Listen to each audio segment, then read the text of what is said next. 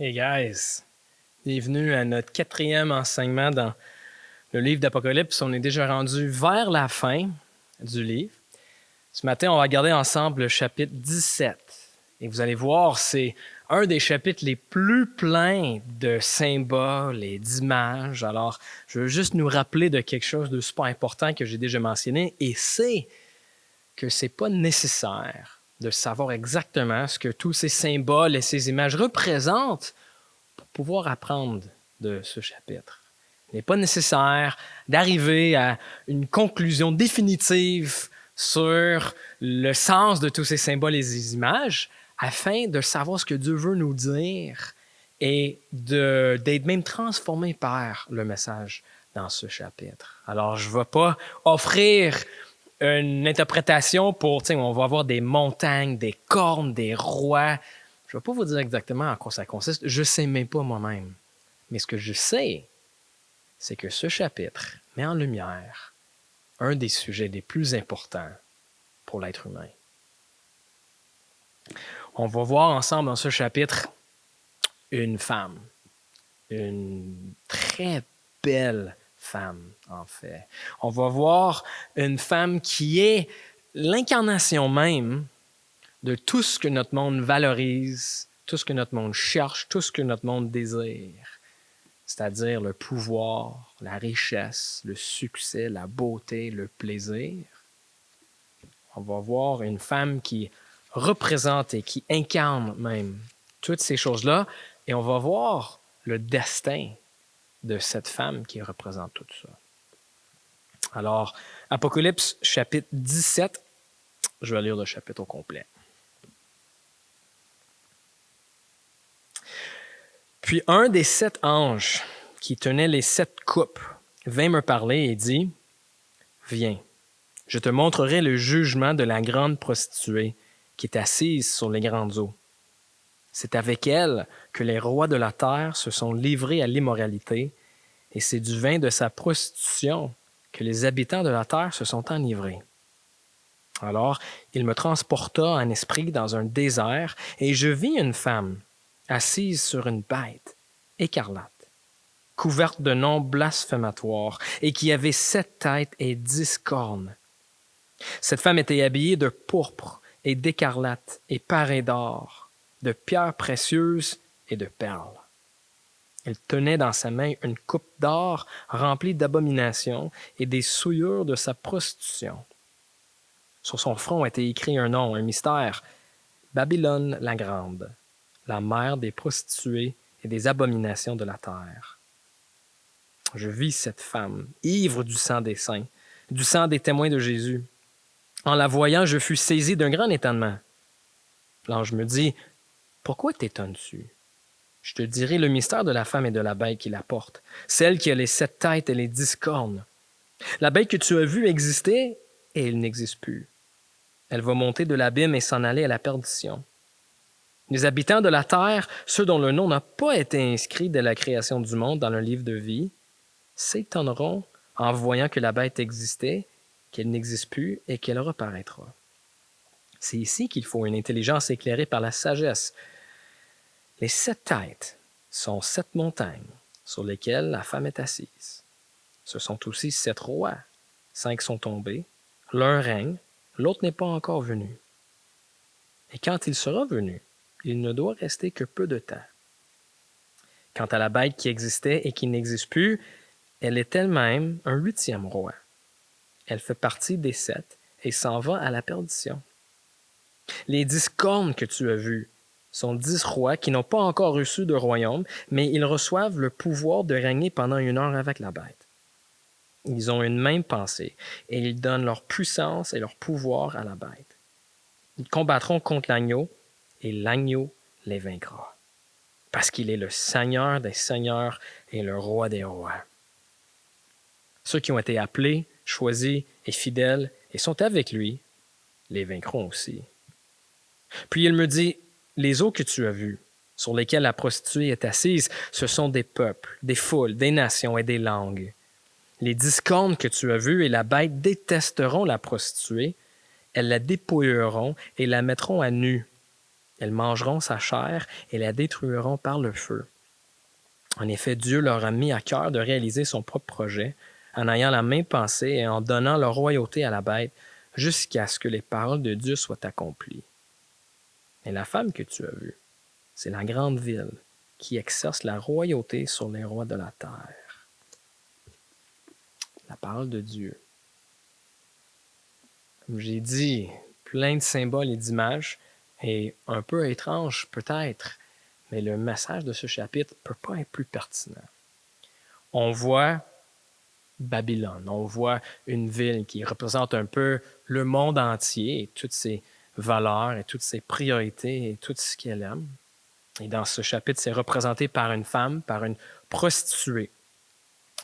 Et le verset clé de ce chapitre, c'est la question que l'ange pose à Jean. Parce que là, Jean, il voit cette femme, cette belle femme, dans tous ses beaux vêtements et dans toute sa splendeur. Et Jean réagit à ça.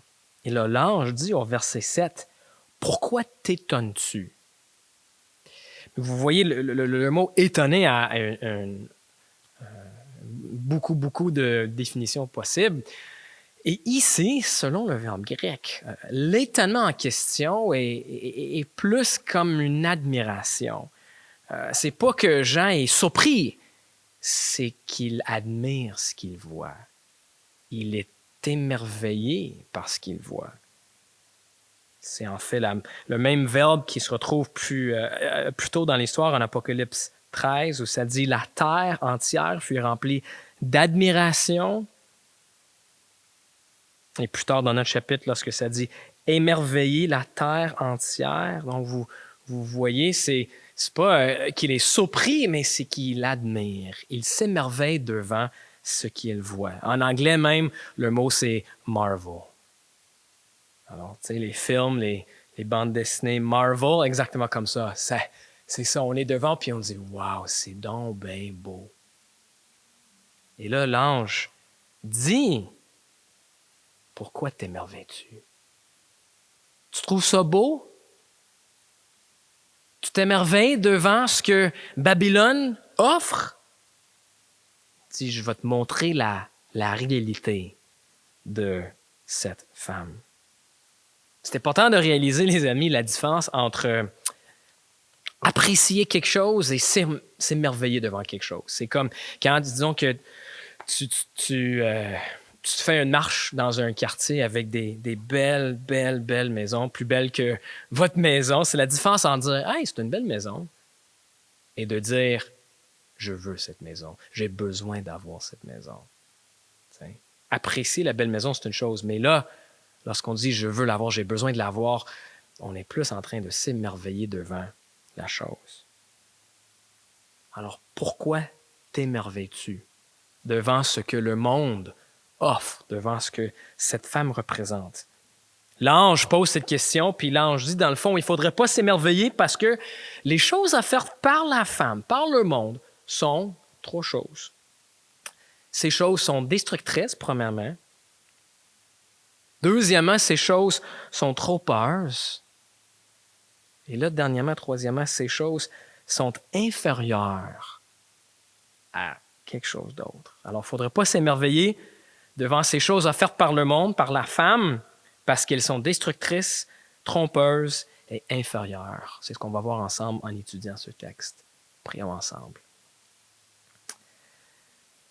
Seigneur, des fois, tu utilises des textes narratifs, des textes peut-être plus simples pour nous communiquer un message, mais tu as trouvé qu'il y avait une place pour un texte un peu plus imagé, un peu plus descriptif, un peu plus vif, afin d'attirer notre attention et nous montrer des choses. Alors, Seigneur, fais ton travail dans nos cœurs, dans nos vies, à travers ce texte, fais qu'on puisse apprendre de ce que l'ange dit à Jean.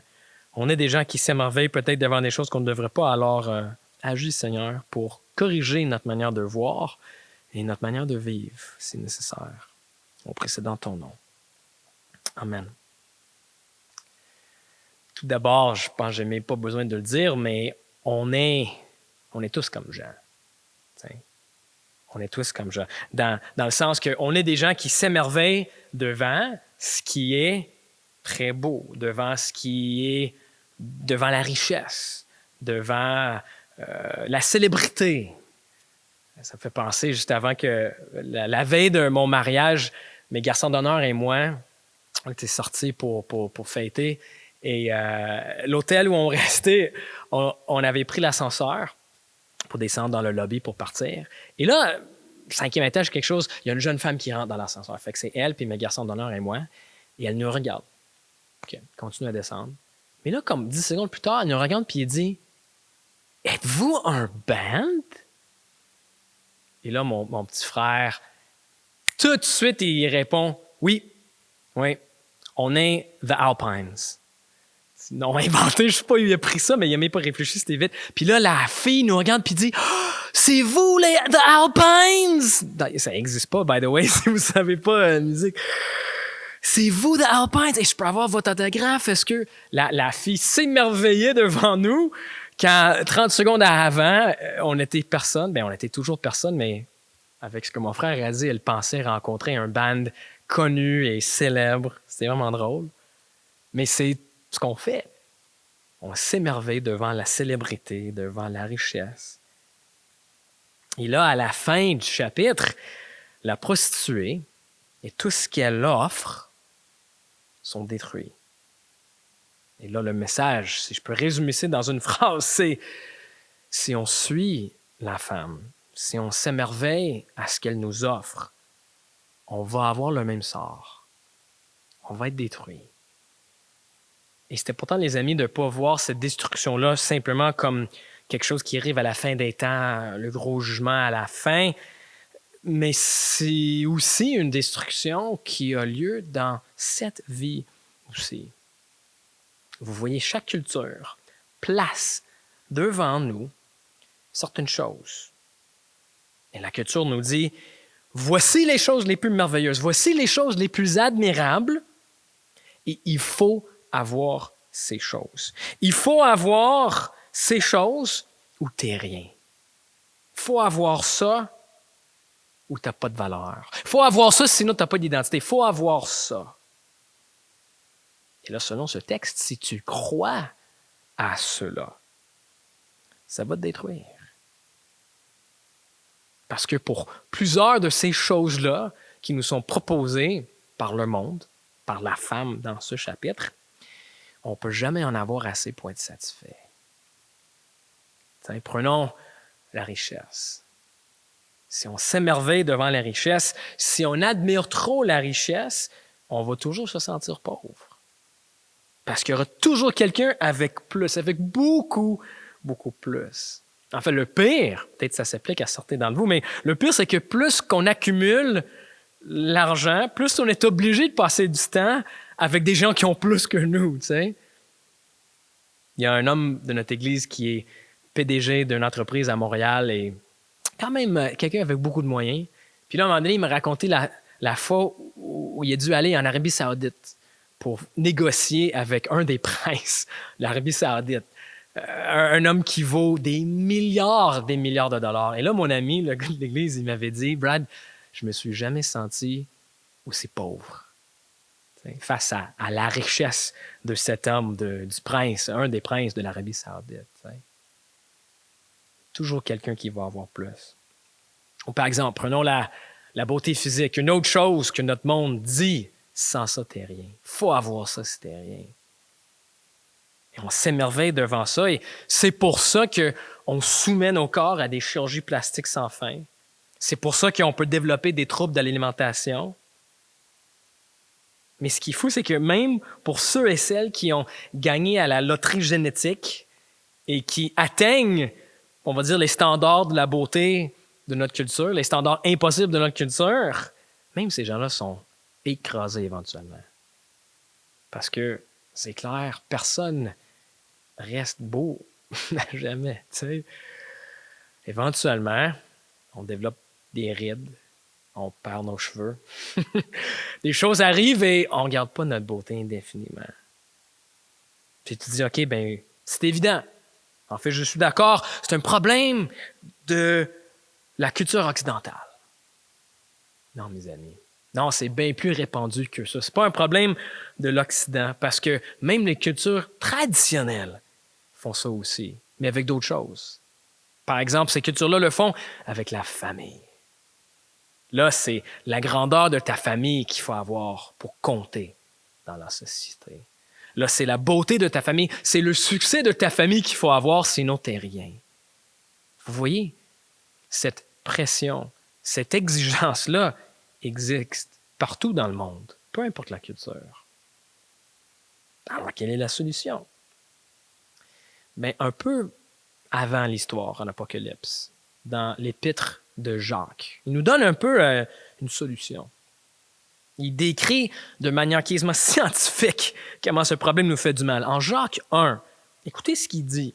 Il dit, « Lorsque nous sommes tentés, ce sont les mauvais désirs que nous portons en nous qui nous attirent et nous séduisent. Puis le mauvais désir conçoit et donne naissance au péché. Or, le péché, une fois parvenu à son plein développement, engendre la mort. » Jacques dit que c'est les mauvais désirs qu'on a qui sont à la racine de ce problème. Et ce qu'il faut surtout voir, c'est le terme « mauvais désir ». Il y a un mot grec pour ça, c'est le mot « epithymia ». Et c'est un mot qui est très difficile à traduire en français. On n'a pas vraiment un synonyme. Alors, on pourrait dire c'est comme un épidésir, un gros désir. En fait, un méga désir. Epithymia, on pourrait dire ça veut dire méga désir. Un désir incroyablement fort. Et c'est important à voir que c'est n'importe quel type de désir. Et c'est important de le souligner parce que sinon, quand on lit « mauvais désir », on pense tout de suite que ça parle de notre désir pour quelque chose de mauvais, de quelque chose de mal, n'est-ce pas? Mais c'est pas ce que ça veut dire. Epithymia, méga désir, c'est pas juste en train de parler de notre désir pour les choses qui sont mal, mais aussi un méga désir pour les choses qui sont bonnes, mais on les aime trop, on les désire trop et ça mène vers le mal. Alors Jacques, ici, il dit que notre problème principal, c'est pas qu'on désire les mauvaises choses, c'est qu'on désire trop les bonnes choses. La beauté physique, la richesse, le succès. Il dit notre problème, c'est notre méga désir pour les choses de Babylone, pour les choses de la femme dans notre chapitre. Et c'est mortel, les amis. Ça mène à la destruction, comme à la fin de notre chapitre. C'est mortel. Tu peux être un bon chrétien, très fidèle dans toutes les façons, dans la prière, dans la lecture de la Bible, servir dans l'Église. Mais si tu as un méga désir et tu fais rien de ton méga désir pour quelque chose, ça va te détruire. C'est ça l'avertissement de ce chapitre. L'île du plateau n'est pas très, très vieille. Comme j'ai dit dans un des premiers enseignements, ça fait peut-être juste 6 ans qu'elle existe. Mais même après juste quelques années, on a eu malheureusement l'occasion de voir des gens quitter la foi, surtout des gens plus jeunes dans la foi ou jeunes en âge. Et je peux vous dire que 9 fois sur 10, lorsque la personne quitte la foi, c'est pas à cause d'un problème intellectuel avec la foi chrétienne. C'est pas parce que la personne dit comment un bon Dieu peut permettre la souffrance ou comment est-ce qu'on peut dire qu'il y a juste une seule religion, c'est tellement exclusif. C'est ce que les gens disent après lorsqu'ils racontent la façon qu'ils ont quitté la foi. Mais dans le moment, je peux vous dire que 9 fois sur 10, c'est à cause d'un méga désir. Un méga désir non résolu. La personne trouve un copain non-croyant et veut son approbation et ça l'amène à quitter la foi ou l'argent attire la personne à prendre des décisions qui l'amènent à 9 fois sur 10, ça part d'un méga désir. Après, la personne dit « c'est parce que il y avait des erreurs dans la Bible puis je ne pouvais pas comprendre certaines choses. » Mais c'est pas vrai. Un méga désir les a amenés à la ruine. Alors, qu'est-ce qu'on fait pour moins désirer ces choses? Par exemple, qu'est-ce qu'on fait pour moins désirer l'argent? La Bible nous donne quand même des pistes, nous donne quand même des méthodes assez utiles. Par exemple, pour l'argent, ben, la générosité est soulignée dans la Bible comme un exemple. C'est quelque chose qui est bon pas juste pour ceux qui vont recevoir notre argent, mais pour nous aussi. Une des meilleures façons d'apprendre dans notre cœur de moins aimer l'argent, c'est de s'en débarrasser. Ça fait mal, et dis bien que ça fasse mal. T'sais. Ça apprend à notre cœur de se détacher de l'emprise de l'argent. C'est très bien. Ou avec la beauté, par exemple. Ben, on peut évaluer, peut-être même réduire le temps et l'argent qu'on dépense sur notre linge, sur produits cosmétiques, toutes sortes de choses. Ce sont des méthodes utiles que la Bible nous donne. Mais à moins qu'on travaille le méga désir, on va voir que ça ne va pas faire grand-chose à la fin. Parce que les amis, la solution est dans notre cœur. Le méga désir est là. Et le texte nous donne une solution. Mais avant de voir la solution, le chapitre veut nous montrer que ces choses offertes par le monde, par la prostituée, ne sont pas juste destructrices, mais trompeuses aussi. T'sais, nous, en général, je pense, on voit le péché comme quelque chose de très petit, comme de très léger. Peut-être c'est parce qu'on en a déjà fait tellement de péchés et on en fera pas mal aussi à l'avenir que c'est facile de comme vraiment minimiser ça. Mais là, ce texte retire le voile afin de nous montrer la réalité des choses.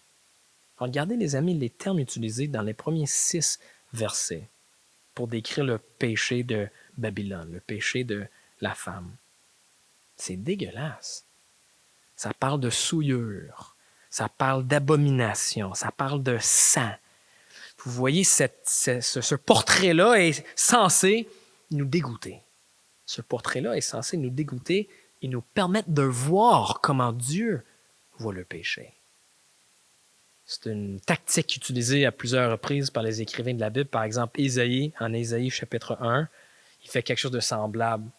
En Ésaïe chapitre 1, le péché est décrit comme des plaies en train de se putréfier. Dégueulasse. Chapitre 1, Ésaïe dit, « De la plante des pieds jusqu'à la tête, rien n'est en bon état. Ce ne sont que blessures, contusions et plaies vives qui n'ont été ni pansées, ni bandées, ni désinfectées. » Wesh!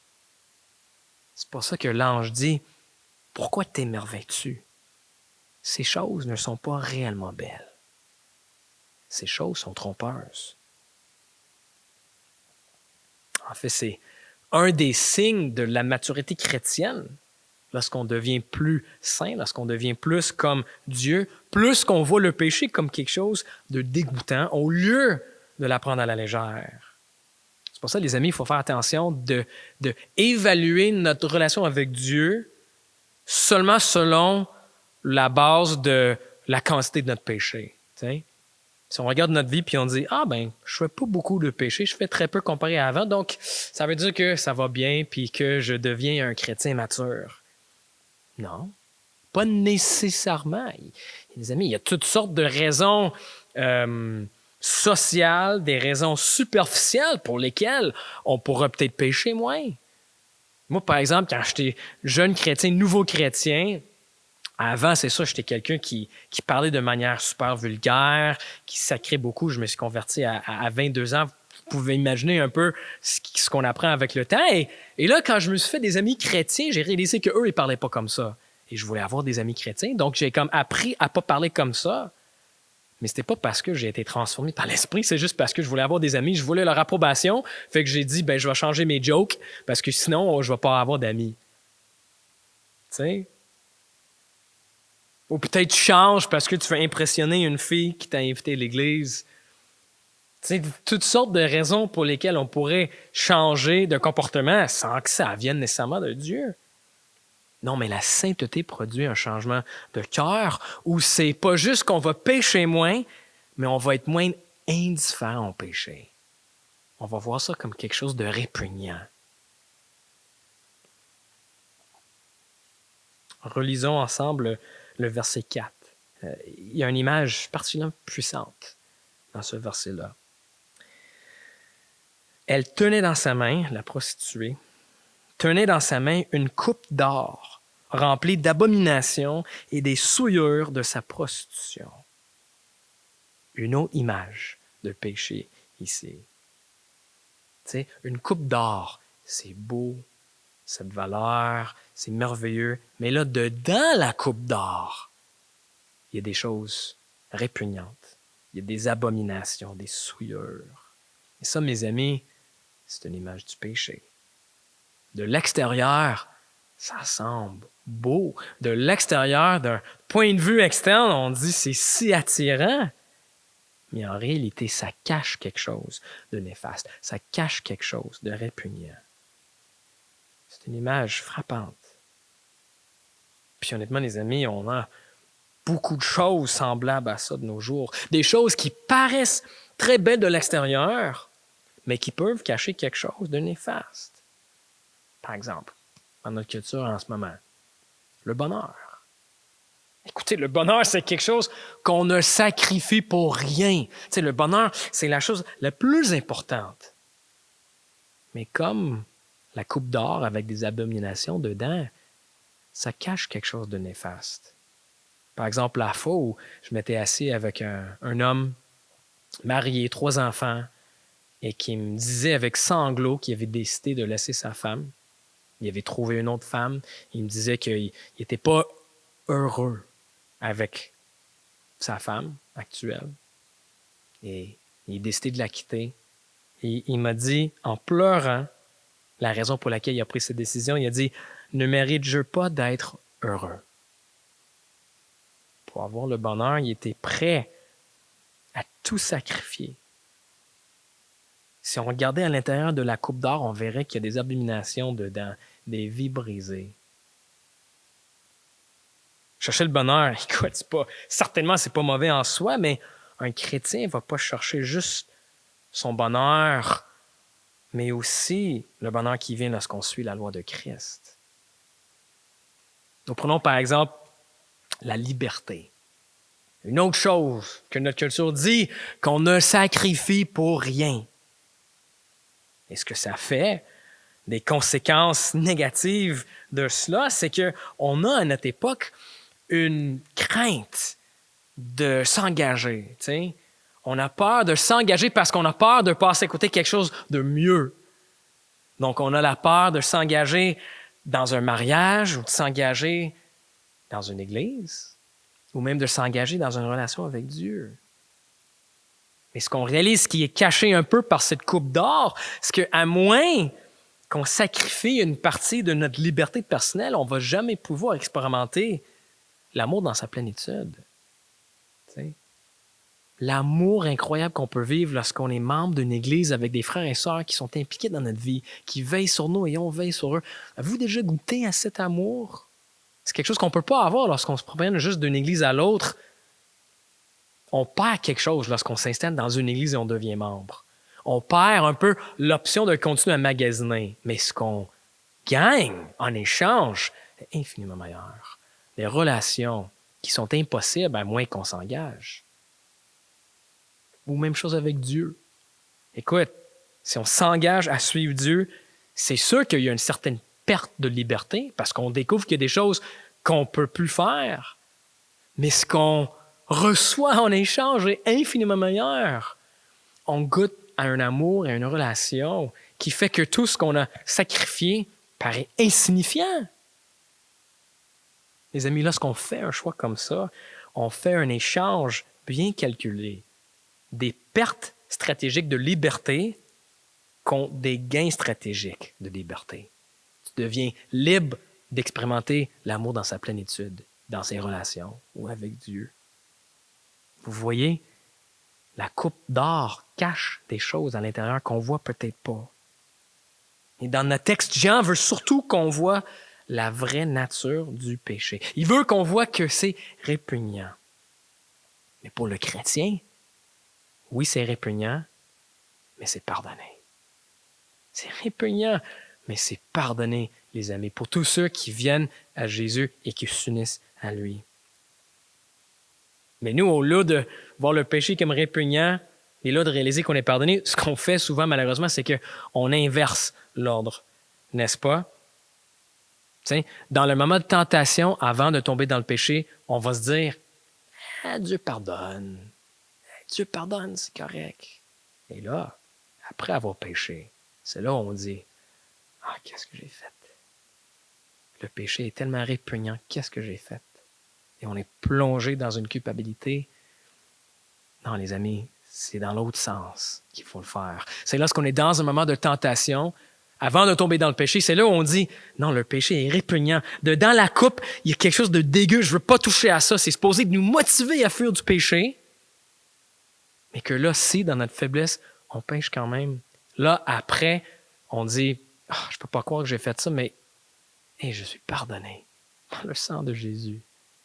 C'est ça l'ordre qu'on est supposé de suivre. Alors, ces choses-là qui sont offertes par la prostituée, par le monde, sont destructrices, sont trompeuses, mais dernièrement sont aussi inférieures. J'avais dit hier ou avant-hier que pour comprendre les symboles et les images dans le livre d'Apocalypse, il faut regarder, premièrement, le chapitre en question, l'endroit où on se trouve dans le texte, donc le chapitre 17, est-ce que ça explique ça un peu? Deuxième endroit où aller chercher ça, c'est dans le reste du livre en question. Le reste d'Apocalypse a peut-être des indices qui vont nous indiquer un peu en quoi consistent les symboles. Et là, le troisième piste à explorer pour trouver le sens d'un symbole, c'est dans le reste de la Bible.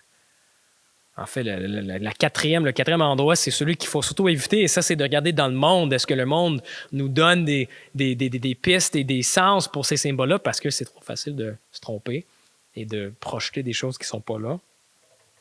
Alors, si on veut vraiment comprendre pourquoi Jean parle de prostituée, pourquoi il y a une prostituée dans cette image, cette vision qu'il reçoit, il faut regarder ailleurs dans l'Ancien Testament. Parce que ce n'est pas peut-être ce que vous pensez. Prenons par exemple un des endroits où on voit cette image de prostituée de manière la plus claire. C'est dans le livre de Osée. Osée était un prophète, un petit prophète de l'Ancien Testament. Et by the way, quand on dit petit prophète, c'est pas parce qu'il n'était pas important ou parce qu'il était moins influent, c'est juste parce que son livre est plus petit, comparé à, par exemple, Ésaïe ou Jérémie, qui sont beaucoup plus longs, des 66 chapitres. Et ce que Dieu fait, c'est qu'il donne à Osée une tâche ingrate, une tâche difficile. Osée chapitre 3. Voici ce que Dieu dit à Osée. Va aimer une femme, aimer d'un amant et adultère. Aime-la comme l'Éternel aime son peuple, alors qu'eux, ils se tournent vers d'autres dieux. Je ne sais pas si cette histoire vous dit quelque chose, mais Dieu appelle Osée, son prophète, d'aller épouser une prostituée. Une fille qui, Osée sait déjà, va être constamment infidèle. Constamment infidèle. Et cette femme, Gomère, que Osée marie, Gomère a même des enfants de ses amants. Osée nomme un des enfants pas le mien. C'est le nom qu'il donne à un de ses enfants, pas le mien. Parce qu'il sait que c'est l'enfant d'un autre gars que Gomère avait couché avec. Et là, Dieu se sert de cette image-là pour dire voilà comment mon peuple me traite lorsqu'il pêche contre moi. Et c'est l'image évoquée dans ce passage ici en Apocalypse 17. C'est l'idée que lorsqu'on s'émerveille devant les choses du monde, lorsqu'on court après les choses du monde, lorsqu'on désire trop les choses du monde, on est comme une personne adultère. C'est comme une femme qui marche avec son mari, mais là, à chaque 10 secondes, son mari s'arrête pour regarder le corps d'une autre femme qui croise dans la rue. Ce chapitre dit le péché est comme de l'infidélité maritale. Vous voyez, les amis, la Bible et surtout ce passage utilise une panoplie d'images pour communiquer les facettes multiples du péché. C'est pour ça que c'est là. Mais je ne veux pas que vous pensiez, je veux préciser le fait que le point de l'histoire d'Osée, c'est pas pour nous montrer que Dieu est comme, il est triste, puis il est très sensible, il est très fragile, il fait pitié, Dieu. Tu sais. C'est quelqu'un dont on a fait l'adultère spirituel. C'est tellement, tellement triste. Non, en fait, l'emphase est mise plutôt sur le fait que Dieu est fidèle. Que surprenamment, étonnement, Dieu est fidèle, malgré le fait que sa femme est toujours infidèle. Malgré l'infidélité constante de son épouse, Dieu reste fidèle. Et là, on est censé réagir à ça. On est censé dire, mais c'est fou, qui resterait avec une personne comme ça? Quelqu'un qui est toujours infidèle? Qui continuerait à aimer quelqu'un qui la trompe constamment? Qui demeurerait fidèle envers quelqu'un si infidèle? C'est ça les questions qu'on devrait se poser. C'est ça la réaction qu'on est censé avoir. Et c'est ici, lorsqu'on met l'accent sur la perfection de ce mari divin, qu'on commence à avoir la solution à notre problème. Tu sais, notre problème de tantôt avec notre méga désir, avec le fait qu'on court après les choses. On sait déjà sont trompeuses et destructrices, mais on court après pareil. Voici, les amis, la solution. Si on veut briser l'emprise du monde sur nous, si on veut moins s'émerveiller devant les choses du monde, il faut trouver quelque chose d'encore plus beau devant laquelle nous émerveiller. Oui, il y a toutes sortes de méthodes et toutes sortes de solutions qui pourraient peut-être aider à changer notre comportement un petit peu. Mais si on veut la solution pour régler le problème du cœur, elle est ici. De trouver quelque chose d'encore plus beau devant laquelle s'émerveiller. Et wow, les amis, c'est ce qu'on voit dans l'histoire d'Osée. Vous rappelez-vous comment cette histoire termine? À un moment donné, l'infidélité de Gomère devient de pire en pire en pire. Éventuellement, elle décide de même quitter Osée. Elle l'abandonne complètement, elle le laisse avec les enfants pour aller s'installer chez un autre homme. Mais ça ne marche pas avec lui, fait qu'elle va déménager chez un autre homme et un autre homme, un autre homme. Finalement, tu es en train de briser toutes ses promesses, tu es en train de mentir constamment. Et là, le dernier homme la vend comme esclave. Là, Osée, il se tourne vers Dieu dans un sens, puis il dit, « Rappelle-moi pourquoi tu voulais que je marie cette femme. » Et Dieu dit, « Pour que tu puisses comprendre une partie de ma relation avec toi. Voici ce que je veux que tu fasses, Osée. Je veux que tu ailles trouver ta femme. Va trouver ta femme au marché d'esclaves et je veux que tu l'achètes. Je veux que tu l'achètes et la libères. » Alors là, il va, puis là, on voit Gomère. Pauvre Gomère, c'est triste de ce qu'on peut comprendre. Elle est là au marché d'esclaves et on fait des offres pour l'acheter. Et là, elle est probablement toute nue parce que c'est comment ça se passait. Les acheteurs voulaient voir qu'est-ce qu'ils achetaient. Elle est là, triste, seule, mais là, tout à coup, elle entend une voix. Et c'est pas la voix des acheteurs qui proposent des prix pour l'acheter. C'est pas la voix de la foule, c'est la voix de son mari. Elle entend la voix de son mari qui vient, qui paye le plus grand prix pour l'acheter et la libérer. Et là, Osée va vers sa femme et au lieu de la réprimander, il enlève son propre manteau pour couvrir sa nudité. Et il dit, « Viens, chérie, rentre chez moi pour être ma femme. » Wow! Oh, que c'est beau! Que c'est touchant! Mais c'est rien, les amis, comparé à ce que Jésus a fait pour toi et moi. Tu sais, Jésus, il n'est pas juste allé dans une autre ville pour nous trouver. Non, il est descendu du ciel jusqu'à la terre. Jésus, il n'a pas juste nous acheté avec l'argent, mais avec son propre sang. On peut reprendre la question de l'ange. Pourquoi t'émerveilles-tu? Ton mari est infiniment plus beau que tout ce que le monde peut t'offrir. Regarde-le. Il est infiniment plus beau. Regarde ce qu'il fait pour toi. Les amis, Jésus est l'ultime beauté, devant qui on devrait s'émerveiller. La seule beauté qui nous écrasera jamais, qui nous décevra jamais. C'est ça, les amis, la solution à ces méga désirs, de voir quelque chose d'infiniment plus beau.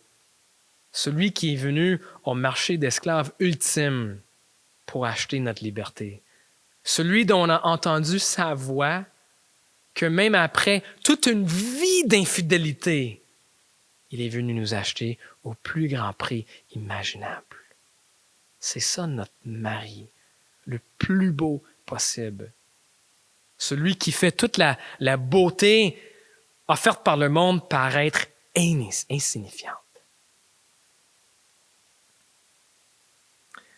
Le théologien John Owen écrivait un peu sur cette idée de cette solution de cœur, puis il disait « Quand quelqu'un fixe ses affections sur la croix de Christ et son amour, il crucifie le monde comme une chose morte et indésirable.